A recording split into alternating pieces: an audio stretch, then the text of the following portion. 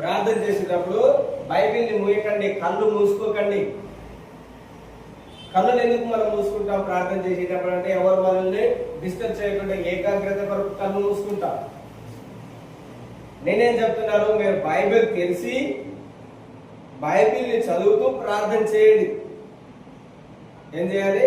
బైబిల్ని తెలిసి బైబిల్ని చదువుతూ ప్రార్థన చేయండి. అప్పుడు దేవుని యొక్క వాక్యము నీలోనికి ఇంజెక్ట్ అవుతుంది. ఇంజెక్షన్ మనకి ఎట్లా అయితే లోబడికి వెళ్తుందో అదే విధంగా దేవుని యొక్క వాక్యం నువ్వు ప్రార్థన చేస్తుంటే ఆ వాక్యం నీలోకి ఇంజెక్ట్ అవుతుంది. ఎట్లా ఇప్పుడు ఏమన్నాడు, క్రీస్తులోనికి బాప్తిసం పొందిన మీరందరూ అన్నగాడు. ఇప్పుడు నేనేం చేయాలి? నేను క్రీస్తులోనికి బాప్తిస్మము పొంది ఉన్నాను, ఇప్పుడు నేను క్రీస్తుని ధరించుకుని ఉన్నాను. హల్లెలూయా. నువ్వు రెగ్యులర్ గా చెప్పాలి.